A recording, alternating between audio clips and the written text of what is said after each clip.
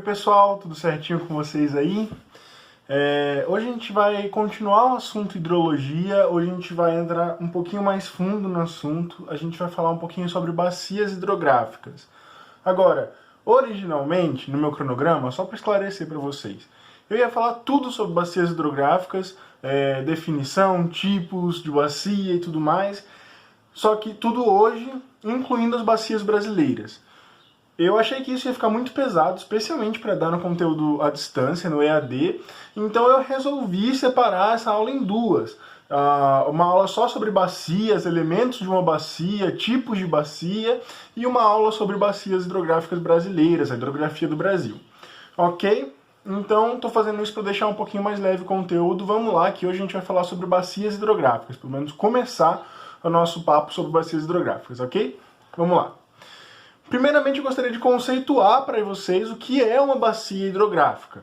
Então, o que a gente chama de bacia hidrográfica? Bacia hidrográfica é o que a gente chama de área de drenagem de um rio e seus afluentes, um rio principal e seus afluentes. Como assim área de drenagem? Espero que dê para ver na imagem aí. Gente, olhem essa parte da imagem que está colorida, que está aí destacada. Essa área da imagem é uma área que possui aí um rio principal, que está desaguando no que parece ser um mar ou um lago. Ela possui alguns outros rios, que a gente chama de afluentes, eles desaguam no rio principal. A gente já vai chegar lá, falar um pouco mais, com um pouco mais de detalhes sobre isso, mas eu quero que vocês prestem atenção aqui. Imaginem que chova nessa área. Toda a água que cair nessa área que está destacada, toda a área que acabar chovendo nessa área que está mais destacada aí, ela vai correr ou para o rio principal ou para um dos seus afluentes. Vai se formar um fluxo de água e é isso que a gente chama área ou região de drenagem. Então toda a área que chover, que cair, seja em qualquer tipo de precipitação, seja chuva, seja granizo, neve, que acontecer nesse local, suponha que o topo dessas montanhas esteja congelado por causa das baixas temperaturas em altas altitudes, e aí aos poucos esse topo acaba descongelando, derretendo, vamos supor, é um ciclo natural, a parte mais alta vai sempre congelando mais, porque é a parte mais gelada, a parte mais baixa vai descongelando, porque ela é menos gelada. Essa água que vai constantemente descongelando vai sendo drenada para um desses rios, ou o principal, ou um dos afluentes, ou um subafluente, enfim. Então, o que acontece é, uma bacia hidrográfica é uma região de drenagem, área de drenagem de um rio principal e de um afluente. Então a gente pode falar, esse esquema aí é bem simplificado, uma bacia hidrográfica na vida real ela é muito mais complexa, ela é muito maior, é uma região muito mais ampla, geralmente. Esse é um esqueminha bem simplificado, mas para a gente entender. Essa é a área de drenagem, então essa é a bacia hidrográfica desse rio, ok? Bom, como eu já falei, a água das chuvas, as nascentes que tem ali, o degelo das montanhas, não só chuvas, mas qualquer outro tipo de precipitação, mas também a água que possa brotar dos lençóis freáticos, criando inclusive as nascentes. Muitas vezes a água que pode brotar ou pode surgir dos lençóis freáticos, a água subterrânea que emerge à superfície, também vai criar também vai escorrer, vai ser drenada para dentro de um desses rios, ok? E para assim separar uma bacia da outra, a gente usa as unidades de relevo, percebam. As montanhas, no caso, as serras, os montes, eles acabam separando uma bacia da outra. Porque se você tem uma formação alta, uma formação de alta altitude, a água não vai fazer isso aqui, porque não é natural da água subir para descer para outro lugar. Então a água que está desse lado, ela vai descer para cá. A água que está desse lado, ela vai descer para cá. Então nós temos aqui duas bacias diferentes formando, uma com a água que drena para um lado e a outra que drena para o outro, Então as unidades de relevo, as unidades mais elevadas do relevo separam as bacias hidrográficas. Ok? Vamos lá então, pessoal. Gente, agora eu quero falar um pouquinho sobre os elementos de uma bacia hidrográfica. Uma bacia é uma rede complexa, é um sistema complexo, então ele é dividido em vários elementos. Nenhum deles é muito complicado, a gente só precisa passar rapidinho aqui, prestando um pouquinho de atenção. Vamos lá? O primeiro elemento que eu quero falar é o rio principal. Bom, o rio principal é aquele que geralmente dá nome à bacia, é o rio que tem maior volume na bacia. É o rio que os outros vão desaguar nele, ok? É o rio mais importante, mais volumoso e o que dá nome à bacia. Ele também é o mais utilizado na bacia, seja para agricultura, ou seja, como ele é um rio bastante volumoso, ele tem bastante água para regar as plantações, então ele é bastante importante para isso. Seja para transporte, ele por ser um rio geralmente mais largo, por ele ser um rio mais volumoso, mais profundo, ele vai ser adequado para navegação, para a gente estabelecer o que a gente chama de hidrovias, que vocês já viram com o Bruno na aula sobre modais de transporte. E também vai ser muito utilizado para energia. Como ele tem um fluxo muito grande de água, se essa água tiver muita energia cinética, lembra a energia cinética lá da física? A energia do movimento. Então, se essa água se movimentar bastante, a gente vai conseguir colocar as turbinas hidrelétricas que vão girar com esse movimento da água e com isso gerar energia elétrica. Então, esse rio, ele por ser maior, por ser mais volumoso, por ter mais água, por ter mais profundidade e tudo, ele acaba sendo mais utilizado também. Ok? O próximo rio que a gente vai ver, o próximo tipo de rio, é o afluente. Ah, gente, só esqueci de falar. O rio principal, eu coloquei uma imagem de um rio muito extenso. Esse rio é o Rio Amazonas. Não sei se vocês lembram, na última aula eu cheguei a comentar. Em algumas partes do Amazonas você não vê a outra margem. Nesse caso nem é uma das partes mais largas, mas dá pra gente ver que o Rio Amazonas é extremamente largo. Olha aí como ele é grande. Parece até um lago muito grande ou então até mesmo um mar fechado, ou se você olha olhando de um certo jeito, dá até para pensar que é um oceano. É um rio extremamente volumoso, ok? Muito bom para navegação, por exemplo. Então vamos falar um pouquinho agora sobre os afluentes, pessoal. Afluente é qualquer rio que alimenta o rio principal. Ou seja, um curso de água, um rio que deságua naquele rio principal. Então nós temos, por exemplo, na bacia do Amazonas. O Amazonas é o rio principal, é o rio mais volumoso, é o maior rio. E nós temos vários afluentes importantes. E não quer dizer, pelo rio ser afluente, que ele é menos importante ou que ele é pouco volumoso, muitas vezes. Ele é menos volumoso do que o rio principal, isso é verdade. Mas ele não necessariamente é um riacho, não necessariamente é um córregozinho. Ele pode ser um rio extremamente volumoso, ainda assim. Na bacia do Amazonas nós temos rios muito volumosos, que funcionam como afluentes, justamente porque o Amazonas é um rio monstruosamente volumoso, ok? Então é um rio que alimenta o principal. Quanto maior for a nossa bacia hidrográfica, mais afluentes ela vai ter. Isso faz sentido, quanto mais área eu tiver de drenagem, mais espaço eu vou ter para ter rios alimentadores, os chamados afluentes. Então, quanto maior a minha bacia hidrográfica, mais afluentes eu vou ter, e com isso, maior vai ser o meu rio principal. Porque se ele tem diversos outros rios desaguando nele, ele cresce de volume, ok? Geralmente, o volume desse rio, ele é médio, ok? É médio, eu estou dizendo, porque ele não vai ser tão volumoso quanto o rio principal, mas ele não vai ser tão pouco volumoso quanto o próximo rio que a gente vai ver, que são os subafluentes. Os subafluentes são os rios de menor volume, né? Na imagem anterior ali, ó, não sei se vocês perceberam, eu coloquei justamente o rio Amazonas, e esses rios que chegam nele, que diretamente desaguam nele, são os afluentes. E vocês vão ver que nessa imagem do slide anterior, que eu estou colocando aqui agora para vocês, não se preocupem, tem alguns rios que desaguam nos afluentes. E aí eu passo para a próxima, que é um esquema mais simplificado. Esse esquema mais simplificado tem números. O 1 é o mais volumoso, é o rio principal. O 2 é um rio médio, um rio intermediário que deságua no rio principal, é o afluente. E esse 3, que é um rio bem pouco volumoso comparado aos outros dois, é um rio que está desaguando no afluente, ele é um subafluente. Então é um rio de menor volume e que deságua no afluente. Só que, gente, por favor, vamos tomar cuidado. O subafluente, um rio ser subafluente não quer dizer que ele não tem importância, ou que ele tem menos importância. Um rio subafluente, ele é a origem de todo aquele volume que o rio principal vai ter. Um rio subafluente, ele é de extrema importância para o rio principal, para a bacia hidrográfica no geral. Porque os rios subafluentes, geralmente eles vão lá das nascentes, eles vão lá de onde a água subterrânea está brotando, eles vão lá de onde a água a neve do topo da montanha está descongelando, está derretendo, e eles vão levar em pequenos volumes, cada rio com um pequeno volume, mas eles vão levar até os afluentes, e desses afluentes vai para o rio principal. Então, não fossem os subafluentes, as bacias hidrográficas seriam muito menos volumosas. Todo aquele volume que a gente vê nos rios principais, eles vêm de vários, inúmeros subafluentes que vão aí se acrescentando para formar um volume maior. Ok? Então, não vamos achar que o subafluente é pouco importante, por menor que ele seja, por menos volume de água que ele carregue. Show? Ele é muito importante para esse ciclo aí, para esse sistema das bacias hidrográficas. Bom, já falamos dos rios que temos numa bacia hidrográfica, vamos falar um pouquinho dos outros elementos agora. São só dois que eu quero comentar com vocês. O primeiro são as várzeas. As várzeas, elas são elementos ligados aos rios em si, não tanto aos conjuntos de bacias, mas eu gostaria de falar um pouquinho sobre elas. As várzeas, elas são áreas marginais do rio, ou seja, as margens do rio, as áreas laterais do rio, são essas áreas mais baixas das margens dos rios, as áreas mais baixas dessas regiões marginais.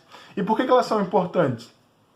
Porque em períodos de cheia dos rios, em momentos que o clima está mais chuvoso na região da bacia hidrográfica, principalmente no rio principal, essa várzea ela vai inundar. Quando ela inunda, ela deixa ali, obviamente, muita água, mas quando ela sobe.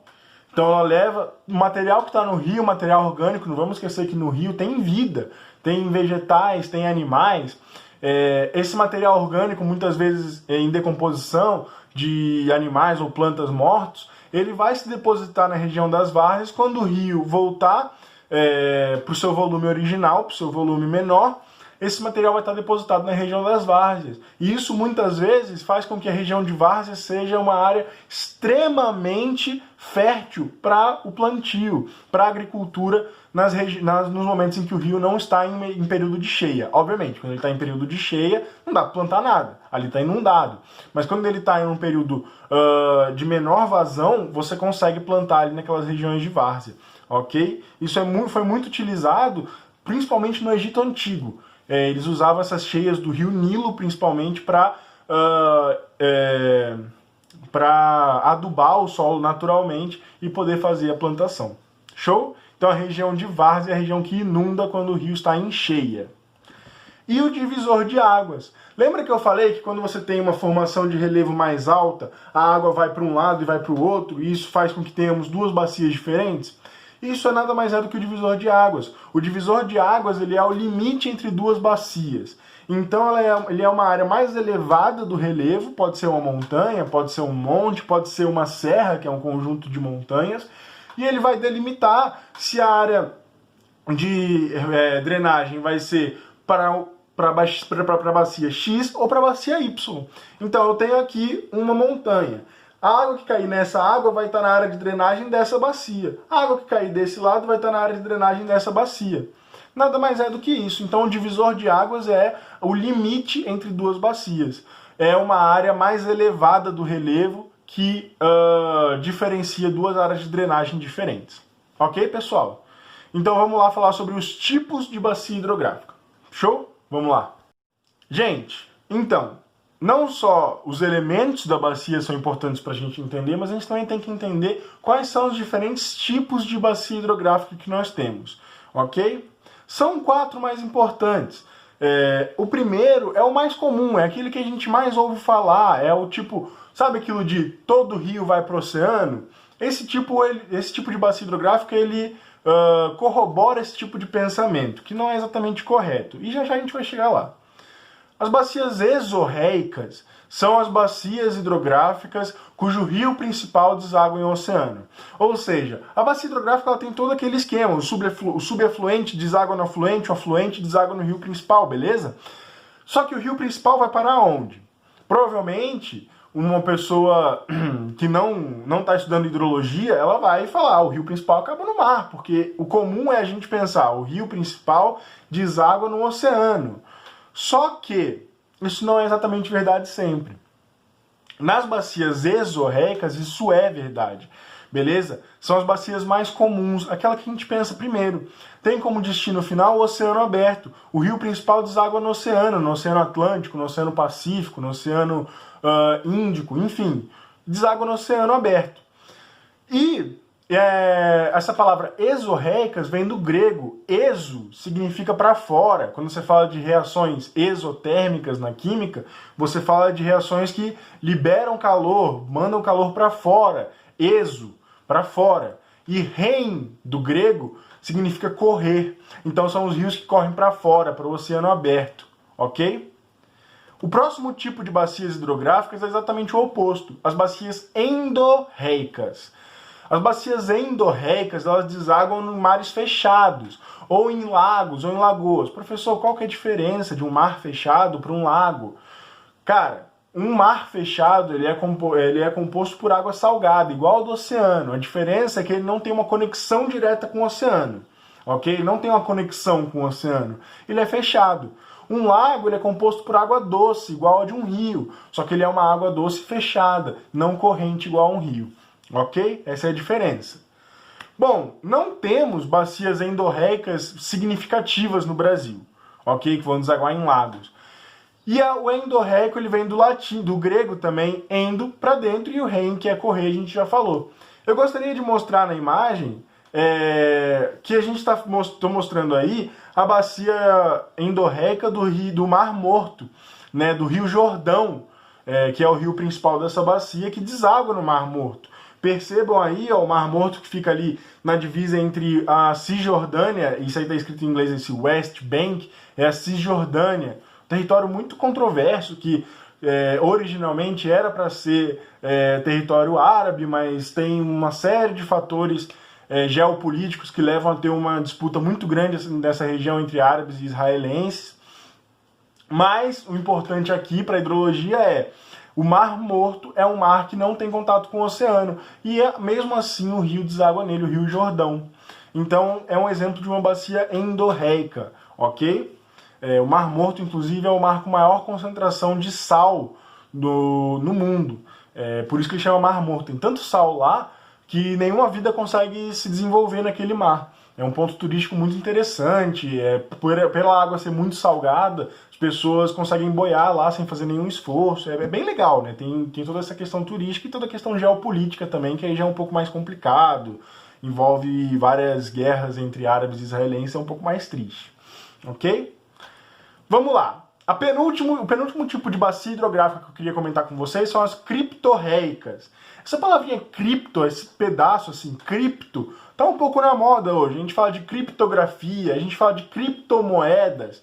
Cripto nada mais é do que escondido em grego. Então quando a gente fala de criptografia, é uma escrita escondida que a gente faz em códigos para que, por exemplo, em momentos de tensões militares, de guerras, o inimigo não descubra o que a gente está escrevendo. Os regimes criptorreicos seriam, em teoria, algo que corre para um lugar escondido, né? O rein correr, cripto escondido. E onde que é esse lugar escondido? Seriam grutas subterrâneas, lagos subterrâneos que a gente chama de grutas. Geralmente, esses regimes eles vão se dar em locais onde temos muitas rochas calcárias. As rochas calcárias elas têm a característica de serem extremamente porosas, ou seja, fáceis da água infiltrar. Né? A gente pensa em rocha, a gente pensa em algo complicado da água infiltrar, né? Que não é infiltrável. Mas as rochas calcárias elas têm vários poros, vários buraquinhos, e aí elas são fáceis da água infiltrar. A água que passa por esse lugar vai infiltrando, vai entrando e vai criando as grutas, os lagos subterrâneos, vai criando as bacias com regimes criptorreicos que eu estou falando aqui, ok? O último dos regimes, o último tipo de bacia que nós temos são as bacias arreicas. Rein é correr e esse prefixo a, ele significa negação. Não quer dizer que o rio não corre, o rio corre, significa que ele corre para lugar nenhum muitas vezes. Como assim, professor? Como é que um rio corre para lugar nenhum? Ele tem que ir para algum lugar. Deixa eu explicar. As bacias arreicas se compõem de rios que desaparecem durante o percurso. Mas não desaparecem porque alguém foi lá e tirou. Não desaparecem porque ação antropológica, ação do homem devastando. Não nesse caso. Nesse caso, as águas dos rios elas desaparecem por quê? Por dois principais motivos. Elas podem infiltrar, criando os lençóis freáticos, os chamados aquíferos, muitas vezes, né? Não que os aquíferos sejam formados só por regimes arreicos, mas muitas vezes a água que passa pelos rios infiltra e cria o que a gente chama de aquíferos. No Brasil a gente tem dois muito importantes, o aquífero Guarani e o aquífero Alter do Chão. A gente pode falar um pouquinho mais disso na próxima aula. Ou o outro tipo de bacias arreicas que nós temos são em climas desérticos. Em climas desérticos nós não tem... o clima é muito seco, muito inóspito para um rio continuar correndo. Então muitas vezes o rio passa por um lugar onde ele tem fatores agradáveis para ele, fatores que são favoráveis ao rio, então ele passa tranquilamente.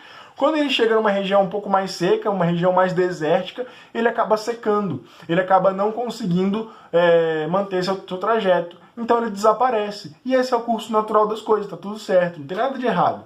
Só que a gente tem essas bacias chamadas arreicas. Então, muito comuns em climas mais desérticos, ok, pessoal? Bom, é isso. Agora a gente vai fazer uns exercíciozinhos mais para fixar. Um exercíciozinho que eu trouxe mais para fixar na aula que vem, que a gente vai falar sobre bacias do Brasil, a gente pega um pouquinho mais pesado. Mas agora a gente vai fazer só um exercício mesmo para fixar e para ver aí nossos conhecimentos como é que ficaram. Show, pessoal? Então vamos lá.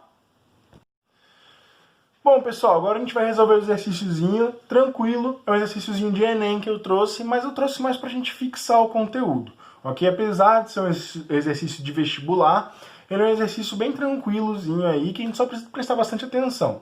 Como todo exercício típico de Enem, ele traz aí pra gente uma historinha antes, um textozinho, que eles fazem isso de propósito, gente, que é pra cansar a gente na hora da prova. Gente, o Enem ele faz isso, ele trabalha com o objetivo de te cansar no final da prova. Ele sabe que você não vai aguentar ler tanto texto assim e chegar no final 100%.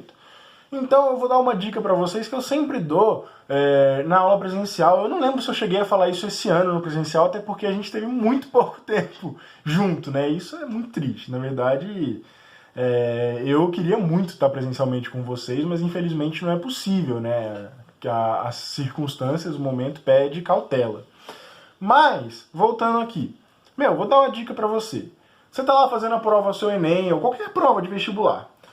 Uma prova de vestibular geralmente tem 90 questões. Você vai chegar ali na questão 50, 60, você vai estar ficando muito cansado. Você vai ler as coisas, você não vai entender. Você não vai conseguir entender o básico. E não quer dizer que você não está preparado, quer dizer só que você está cansado, o corpo humano não foi feito para isso. Então o que eu vou dar a dica de ouro para vocês? Gente, isso me salvou durante o vestibular. Eu não estou falando isso porque sou um especialista em educação, que estudou anos por isso. Estou falando isso porque eu fiz isso, meus amigos fizeram isso, e isso ajudou muito pra gente. E quando a gente vai ver a questão de fisiologia do cérebro humano, isso ajuda de verdade. Que é o seguinte, você está fazendo sua prova, é muito valioso o tempo, é verdade.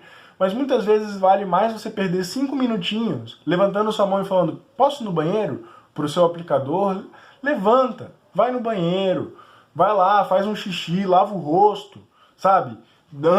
Andar é importante. O fato de você andar da sala até o banheiro já ajuda muito. Então olha para sua cara no banheiro, lava o rosto, acorda um pouco, porque o seu cérebro está ali parado, não está sendo oxigenado direito. Quando você andar, levantar, essa oxigenação vai rolar um pouco melhor e você vai ver. Quando você voltar para a prova, você vai conseguir entender um pouco melhor, ok? Então, vamos lá, já dei a minha dicasinha que me salvou durante o vestibular, então eu sinto que eu tenho a obrigação de passar isso para meus alunos. Vamos fazer o exercício, ok? O exercício fala assim: a situação atual das bacias hidrográficas de São Paulo tem sido alvo de preocupações ambientais.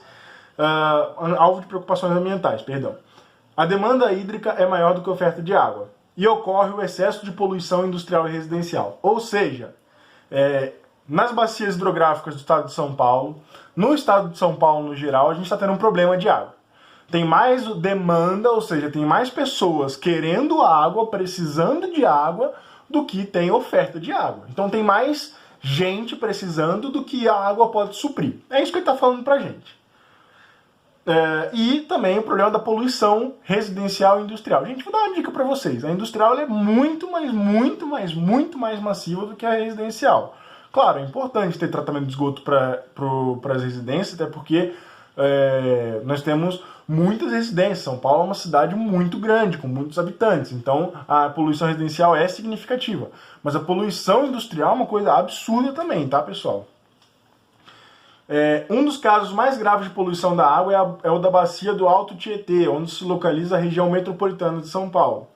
Os rios Tietê e Pinheiros estão muito poluídos, o que compromete o uso da água pela população. Avalie as ações apresentadas abaixo, avalie se as ações apresentadas abaixo são adequadas para se reduzir a poluição desses rios. 1. Investir em mecanismos de reciclagem de água utilizada nos processos industriais. Sim. O que ele está falando?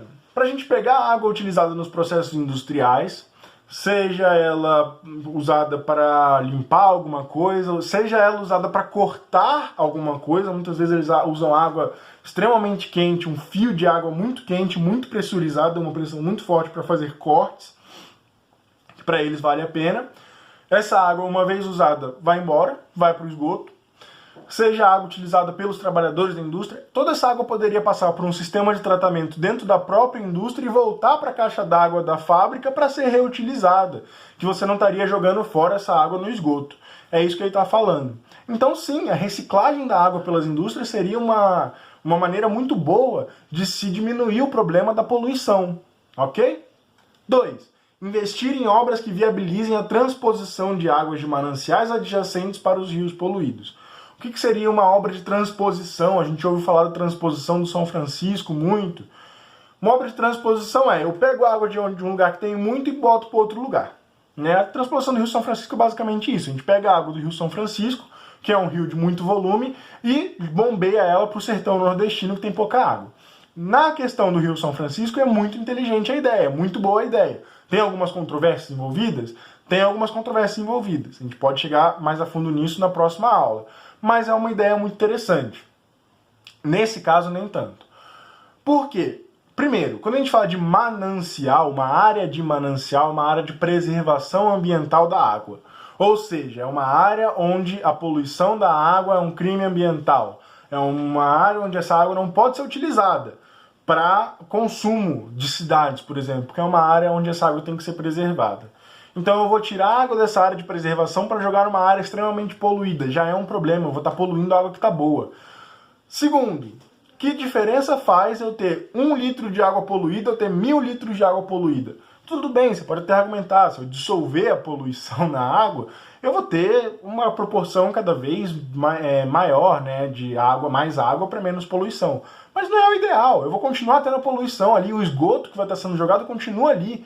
O ideal é eu tratar esse esgoto, o ideal é reutilizar a água que é utilizável ainda, a água boa, e não eu jogar mais água onde está poluído. Então a 2 não faz muito sentido, ok? E a 3, implementar obras de saneamento básico e construir estações de tratamento de esgoto. Bom, a 3 faz bastante sentido, na verdade. Porque se eu implemento obras de saneamento básico, uma estação de tratamento de esgoto, várias estações de tratamento de esgoto, quer dizer que todo aquele esgoto, toda aquela sujeira, aquela poluição que a cidade produz, em vez de ser jogada diretamente no rio, ela vai passar por um tratamento antes. Então aquele tratamento vai purificar aquela água. Ao purificar aquela água, ela fica boa para utilizar de novo. Então, o tratamento do esgoto, o saneamento básico, impedir que as pessoas joguem esgoto direto no rio é muito importante, porque assim eu não vou estar inutilizando aquela água. Senão, cada vez mais eu poluo a água do rio, cada vez menos aquela água eu posso usar. Quanto mais poluído tiver aquela água, mais inútil ela vai ser. Por mais que tenha um rio com muito volume ali, eu não posso usar ele, porque ele está poluído. Então, não. Se eu despoluo essa água, se eu limpo essa água, se eu trato esse esgoto antes de jogar essa água no rio, eu posso sempre pegar aquela água do rio, que ela sempre vai estar limpa. Ok, pessoal? Então nós temos que a 1 está certa, a 2 está errada e a 3 está certa, o que nos dá a alternativa C. Apenas 1 e 3. Ok? Pessoal, essa foi a aulinha de hoje. Espero que vocês tenham gostado, espero que tenha sido útil para vocês aí nos seus estudos. E nós nos vemos na próxima semana falando sobre bacias hidrográficas aqui do Brasil. Ok? Tchau, tchau, pessoal!